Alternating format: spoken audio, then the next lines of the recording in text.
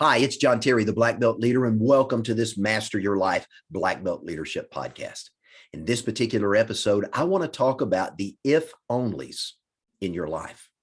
Mandino is one of my favorite writers, and in his book, The Greatest Salesman in Babylon, one of my favorite quotes from that book is a quote where he says, "I will persist until I succeed." Persistence is at the heart of what it means to be a leader, because it's when the going gets tough that the tough get going. You and I probably all heard that statement and have probably all quoted that at some point in our lives. But far too many people live a life of if only regret. If only I had asked that woman to marry me. If only I had started that business. If only I had acted on that idea. If only I had written that song. If only I had started that book. How much of our lives is spent living in regret because of an if only moment? I met a man several years ago who had an amazing story that he shared with me that really speaks to the if onlys in our lives. This man that I met had relocated to a new state after a failed marriage and was trying to restart his life. And he was one of those gentlemen that was very mild-mannered, very quiet, very shy. And he was one of those guys that you thought was just one of these plain old guys that just lived a mediocre, lackluster life and really didn't have any unique story to tell. Boy, was I surprised. As I began to gain this man's trust, he shared with me an interesting story related to if only. In the state that he lived in prior to where he lives today, he had loaned some money to some individuals that had an opportunity to buy a piece of land that they believe was full of gemstones. And they wanted to have the money to buy this particular piece of land and buy some equipment and start a mining operation digging for gemstones, emeralds in particular. And after several months of digging and digging and digging and nothing really to show for it, they ran out of money. And before they ran out of money, they simply gave up on their dream. And as a result of that, the little bit of money that they had left, they used to pay off some of the equipment, but they allowed the land to go back to my friend who had loaned them money for that endeavor. He had a lien on the land, and when they were unable to pay his loan back, the land became his.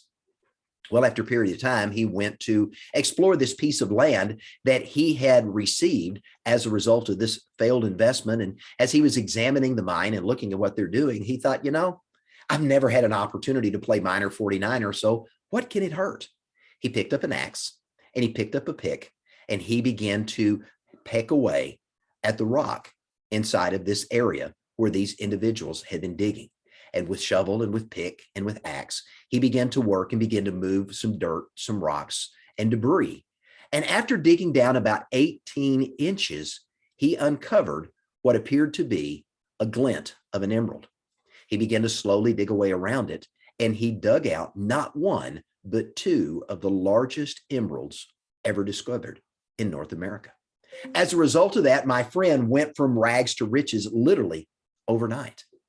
And as he was telling me this story, I was just in awe of the fact that this mild-mannered man that I had met, who by all appearances on the outside, it was just a plain old Joe with not a lot of money to speak, lived a very prudent, very modest life, was a man worth millions and millions of dollars. And he shared with me an interesting thought. He said, "John, if it wasn't for, if only, the individuals I had loaned the money to would be able to enjoy the lifestyle that I can afford for myself today."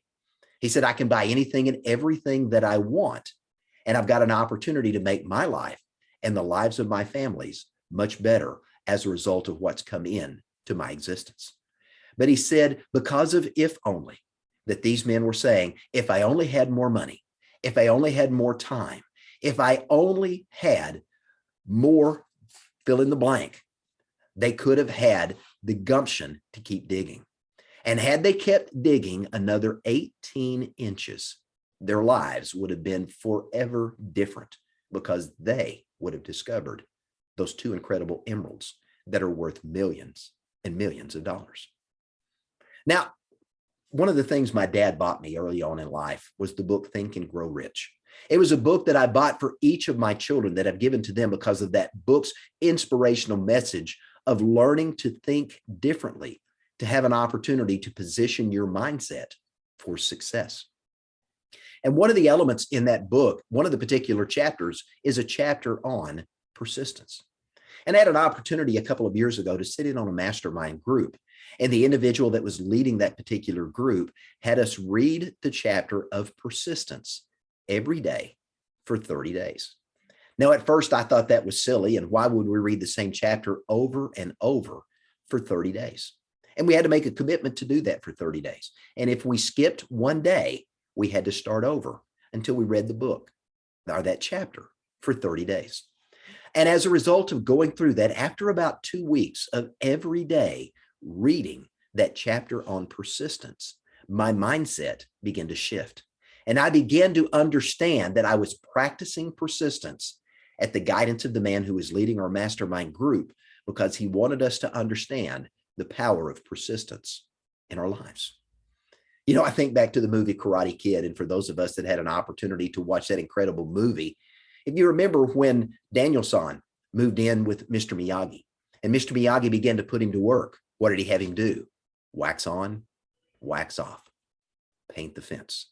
And the different exercises that he had him doing as he had him working at the home where he was living. And every day he wanted to learn martial arts. And Mr. Miyagi kept saying, later, later, paint the fence, wax on, wax off. And he began to work specifically with the unique movements of waxing on, waxing off, paint the fence up, paint the fence down. Finally, when Daniel-san had said, I've had enough of this, I want to learn martial arts, and all you're doing is teaching me to wax and to paint and to do all these other silly things that are just doing nothing but helping you out, and I'm not learning anything from it. Mr. Miyagi began to punch, and he began to kick, and he began to give instructions, wax on, wax off, paint the fence up, paint the fence down. And you saw in the movie as Daniel-san began to block those punches, those kicks. And all of a sudden he realized that his persistence in learning, even those little mundane things, made a huge difference in his lives. Now, each and every one of us that want to be leaders in life, there are things that we know we have to do every single day to become a better version of ourselves. Many of those are dull, they're mundane, and they're not a lot of fun to do.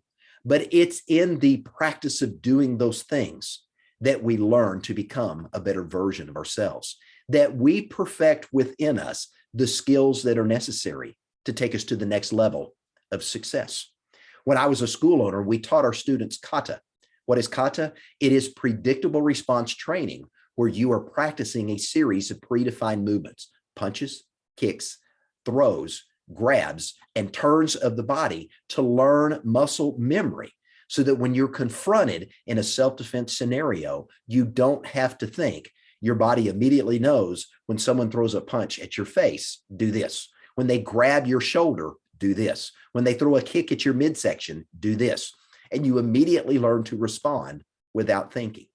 It's the persistence in practice of going through those steps over and over and over again until you never want to practice that movement another time, that you hone the muscle memory that allows you during those times when you're practicing those self-defense movements to not have to think, what do I do?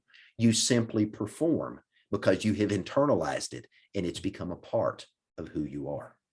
One of the messages that we get in reading the book, The Greatest Salesman in the World, and Mandino's quote, I will persist until I succeed, is a reminder that you're going to keep moving forward, knowing that at times you're going to make mistakes, but learning from those mistakes so you understand what doesn't work, so you can then continue to work on and learn and improve upon what does work so that it works better every single time you do it. Persisting until you succeed is at the hallmark of what it means to be a black belt leader in life. Now, you and I have a choice when it comes to facing life's difficulties and challenges and obstacles that get in the way. We can quit. Quitting's easy. Anybody and everybody can quit, and most people do. But all true leaders in life, black belt leaders in life, understand that it's when the going gets tough that the tough get going. My mentor, John Maxwell, says everything worthwhile is uphill. And learning to practice those daily habits that allow us to hone the skills so that we don't have to think, what would a leader say? Or what would a leader do in any specific scenario? Because we have practiced learning what a leader would do. We practice saying what a leader would say until it's become an internal part of who we are. Don't let your life be defined by the if onlys and looking back with regret at all the things you could have done, all the things you could have become if only you had acted on what you knew you needed to do. Now, it's very, very easy to live a status quo existence. Anybody can do that. But I love what Carly Fiorina in her book, Find Your Way says. She says that the status quo has great power, but leaders challenge the status quo to change things for the better. So my challenge to you is this: as you have an opportunity this week to be a black belt leader, don't allow if onlys to get in the way. Don't allow the regrets of not taking the action and doing the things you know you need to do every day to become a better version of yourself to hold you back from becoming better today than you were yesterday, and tomorrow becoming better than the better version of yourself you're becoming today. Remember, leaders develop daily, not in a day. Mandino said it well when he said, "I will persist until I succeed." Don't let the if onlys of regret at the end of the day cause you to say, if only I had done this, or if only I had done that. Be the black belt leader who lives life with black belt excellence and seizes and takes every opportunity to do daily what needs to be done to become a better version of you so that you can be the influential change maker in the world around you. I'm John Terry, the black belt leader. Thanks for joining me, and have a great day.